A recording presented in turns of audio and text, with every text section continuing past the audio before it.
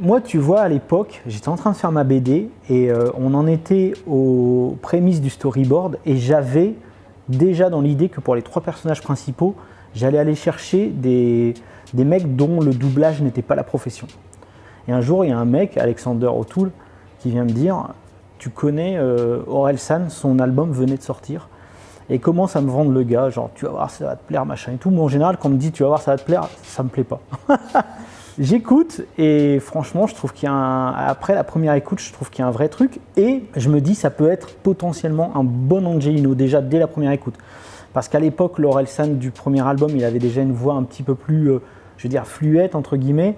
Il avait ce côté un petit peu à la fois, tu vois, désespéré et bien vénère. Il y avait un truc comme ça qui faisait que ça rentrait en résonance avec le personnage d'Angelino.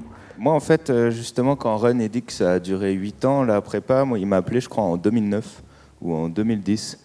Et pour moi, c'était un truc de ouf parce que je commençais juste à faire... Enfin, c'est mon premier album qui venait de sortir et je lisais la BD.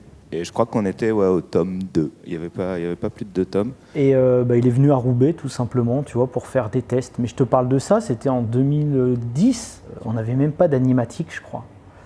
On avait juste des feuilles, tu vois, un vieux pupitre et pas d'image. Lui, il s'attendait déjà à ce que ce soit, tu vois, le truc super pro, la bande rythmo qui allait aux petits oignons, tu vois. On avait juste que dalle, quoi. C'était pour faire des tests de voix, tout simplement.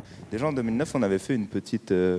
En fait, on avait fait un trailer qui tournait en festival, si je me rappelle bien. Il me reste 10 minutes pour traverser le quartier. Ça devrait aller, hein. À condition que je me fasse pas braquer au prochain feu par un connard shooté au crack. Et d'ailleurs, je suis bien content qu'on ait pris le temps parce que je pense que c'est beaucoup mieux maintenant que ce qu'on aurait fait à l'époque. Ça valait grave le coup. Enfin, c'était plus dur pour Ron que pour moi parce que moi, je faisais de la musique, quoi. Entre-temps, lui, il a fait son 2e album, il a fait Bloqué sur Canal, ensuite il a fait son film, putain, son film, quoi. Donc voilà, je me disais, mais on l'a peut-être définitivement perdu, quoi. Et c'est à ce moment-là où j'ai dit, vas-y mec. On a fait le trailer. Qu'est-ce qu'on fait? Donc là, en fait, on a fait un trailer où on a récupéré une musique du film, Radio Phoenix, et où ils font un freestyle à la fin, avec Gringe. Et qui marchait bien, moi je trouvais que ça marchait bien pour le. Et on a claqué claqué les images du film dessus. Et on leur a aussi fait des petits extraits à côté de ça, où on avait claqué des dialogues en fait du film. Des petits passages audio de Comment c'est loin que tu avais remis sur les images de Moutafukaz. Ça marchait bien. Super bien, il y avait à peine un petit poil de montage à faire et ça collait super bien. Ouais. Et on leur a envoyé ça. Ouais, ils ont répondu dans la journée. Hein. Voilà. C'est pas vrai! C'est pire que des sangsues, ces gars-là! Moi j'aime bien son côté justement naturel, tu vois. Angelino, j'imagine pas avoir un phrasé, je veux dire, ultra professionnel. Les 3 personnages principaux sont en marge, sont en décalage graphique, et je voulais aussi qu'il y ait ce décalage qu'on le ressente dans le jeu, pour renforcer ce côté un petit peu perdu. Tu vois, donc le fait d'avoir en face des mecs dont c'est le métier, un doublage vraiment ultra solide, je trouvais que ça créait le décalage recherché. Ça les mettait en danger en fait, d'une certaine manière. On s'est beaucoup posé la question de comment faire Angelino. Et c'est vrai que les personnages de Bloqué, ils ont tellement de points communs avec ceux de Moutafukaz qu'on a essayé plein de versions différentes. Au début, je faisais un perso un peu plus différent de moi. Et Ron, il disait « Ah, quand même, si je t'ai pris, c'est pour l'addiction que t'as dans les albums, c'est pour pas trop... » On voulait quand même un peu garder ce truc. Et c'est vrai que ça a été des gros débats, justement, avec Julien Kramer, parce qu'il disait « Ouais, mais ça, l'intonation, c'est un peu faux, ça se joue pas vraiment comme ça. » Et parce qu'il connaissait pas trop mon taf et tout. Et du coup, Ron disait « Ouais, mais je pense que tu l'aurais dit comme ça dans la vraie vie, j'aimerais bien garder ce truc un peu bizarre qui te ressemble, quoi. » Toi, tu trouves qu'on a la tête de quelqu'un d'autre? Non, il t'a commenté la montée, c'est plus naturel. Ouais, Michel, bravo. Moi, je voulais qu'il garde ce petit flow. Alors, il l'a un peu gommé, parfois, malheureusement. Ouais.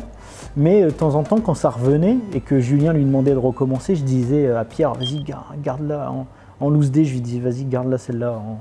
On la remettra au montage. Ouais, bah, c'est ce qu'on a fait, tu vois. Désolé, Julien. Et c'est vrai que ça a été des grands débats, mais c'était intéressant, quoi. Oh! Qu'est-ce qui se putain de passe? D'où viennent ces monstrueuses créatures tentaculaires? Le cinéma n'a jamais vu un truc pareil! Et surtout, comment on fait Vince pour vivre avec une tête pareille? J'ai dit ça, moi? Moi, quand je voyais Bloqué à l'époque, je voyais les deux mecs sur le canapé qui discutaient de tout et de rien. J'avais vraiment l'impression de voir déjà Moutafukaz quasi en live, tu vois. Donc je me suis dit, putain, ça aurait du sens de demander à Gringe de faire la voix de Vince, quoi. Donc c'est là qu'on lui a demandé. Et ça a été assez vite. Hein, les deux, de toute façon, étaient chauds, quoi. Donc on s'est dit, vas-y, on aura Aurel et Gringe, c'est parfait. Moi, j'avais un petit doute au début sur Gringe parce que je me disais, putain, mais Gringe, il a quand même une voix de bonhomme. Et Vince, j'imaginais pas vraiment une voix comme ça, mais au final, je trouve que ça marche parfaitement, quoi. Mais quoi, Willy? Willy par-ci, Willy par-là. Mais y'en a marre. Mais combien de temps il va nous pourrir la vie, ce mec-là? C'est ton pote, Angelino. C'est pas le mien. Je suis pas obligé de supporter toutes ces jérémiades, moi. Alors on se casse, Lino. On se barre d'ici. Loin de Dark Meat, loin de tout, mais surtout loin de lui. C'est un aimant en merde, ce type. Par contre, il connaissait rien de l'univers, donc il découvrait les images en même temps. Même si on avait fait, tu vois, on avait fait une espèce de... Une session de visionnage. Ouais, tu t'en souviens, ouais. Et au fur et à mesure qu'il jouait, il le saisissait de mieux en mieux. Ce qui fait qu'à la fin, quand on avait fini, je sais pas si tu te rappelles, ouais, tout à fait. Il a fait, vas-y, le personnage comme je l'ai joué au début, c'est pas le personnage que j'ai compris après. Ah ouais. Et il a voulu le refaire. Mais tu vois, moi j'ai apprécié parce que je me suis dit, putain, Gringe, tu vois, il aurait pu faire, vas-y, c'est fini, je me casse, tu vois. J'ai trouvé que c'était vraiment pro et... Ouais, il avait une assiduité en fait sur le taf. Bah ouais, et puis... il s'est dit, je vais le refaire, je vais faire mieux. Il avait vraiment envie d'aller plus loin dedans, ça l'intéressait en fait, il était vraiment fort. Ouais, carrément. Et moi je pense que voilà, Gringe, je trouve que c'est un excellent rappeur et je pense que c'est un très bon acteur aussi, tu vois. N'empêche, je me demande ce qu'ils nous voulaient, ces mecs. C'était pas clair. Ils voulaient nous buter. C'est qu'une putain de ville de barge. Mais pour quelle raison? Je sais pas, vous avez vu les fringues de ces types? C'était pas les dealers du coin. On aurait dit des professionnels. Ils nous ont peut-être pris pour quelqu'un d'autre. Ah, parce que toi, tu trouves qu'on a la tête de quelqu'un d'autre? C'est peut-être la CIA. Ben ouais, bien sûr. Ils voulaient savoir où t'étais quand Kennedy s'est fait buter. Punchline. Là. Il a fait un petit groupe. En fait, l'idée, c'est que dans Moutafukaz, les trois, c'est des potes. Donc je me suis dit, il faudrait peut-être chercher dans l'environnement proche de Aurel et Gringe. Ouais. Tu vois, je crois que c'est dans les casseurs-flotteurs où à un moment donné, tu as ce relou qui se pointe et qui les lâche pas. Et au début, je me suis dit, attends, c'est un vrai gars, auquel cas, ils l'ont enregistré en loose day, mais ils ont légalement pas le droit de le mettre sur l'album. Ou alors le mec c'est un acteur, mais ça peut pas être un acteur, il est trop bon. Enfin, je veux dire, il y a un... Enfin, tu vois. Ouais, il est vraiment bien déglingué dans le... Mais c'est ça. Ouais. Et ils m'ont dit non. Donc quand j'ai eu Aurel au téléphone, il m'a dit non, c'est un acteur, c'est un pote à nous, c'est Redouane Arjan, il est très bon. Je dis putain, mais tu crois qu'il pourrait faire Willy et tout? Ah ouais, je suis sûr que ça le ferait marrer et tout. J'ai dit vas-y, on essaye quoi. Encore de mes fesses, ouais, c'est ces avions dans le ciel qui font les traîner. C'est eux qui bousillent le climat, tout ça pour qu'on achète plus de soda. De soda? Parce que pour le coup, il a vraiment bien travaillé sa voix pour Willy. Autant Aurel et Gringe, ils sont... ils ont fait eux-mêmes, ouais, c'est ce qu'on leur demandait. Autant Redouane a vraiment fait un travail pour s'approprier, même ne serait-ce que le personnage avec sa dentition, qui a un appareil dentaire. Il a vraiment travaillé ça et tout. Et ouais, il a sorti quelque chose d'assez incroyable. Ah ouais, non, c'est vraiment bon. Et puis ça me faisait marrer parce qu'à chaque fois qu'il voyait Willy en image arrêtée, il disait putain, mais moi pourquoi je suis toujours mal dessiné et tout. Tu te rappelles qu'il disait ça? Ouais, vous êtes bien dessiné, et moi pourquoi je suis dessiné tout flingué comme ça? Il tape le personnage le plus foncelé en fait. Ouais, c'était rigolo.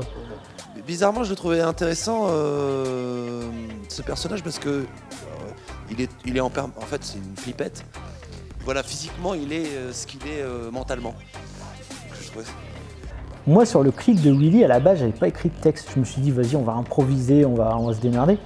Et du coup, quand Redouane est arrivé à ce passage-là, je me sentais un peu gêné de dire, bah, j'ai pas de texte à proprement parler, mais voilà ce que ça doit plus ou moins raconter. Et il a commencé à taper une impro qui a duré peut-être 5 minutes, je pense. Putain, j'en pouvais plus de rire, quoi. J'étais plié en deux. Je me suis dit, putain, il faut que je sorte parce que je vais...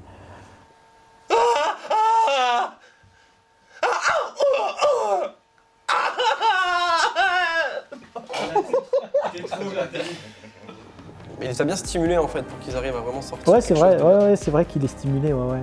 Enfin, moi je sais pas ce que t'en penses toi, mais moi je trouve que c'était le bon choix. Bah, ça marche très bien. L'énergie, C'est elle est, excellent. elle est là, tu vois, on sent qu'il y a un truc entre les trois personnes. Il y a une alchimie, quoi, tu vois, donc... Tout à fait. Merci les gars. Ça fut un plaisir. Merci les Mouta, merci Ankama, merci Run, merci Guillaume. Ah, ça c'est gentil. Tu vois, les mecs qui se seraient pas connus, ça aurait peut-être été... Il y aurait peut-être eu une gêne, tu vois, un truc. Mais ouais. On a vraiment senti qu'ils se renvoyaient la balle quoi. Non, c'est bien, franchement, c'est bien.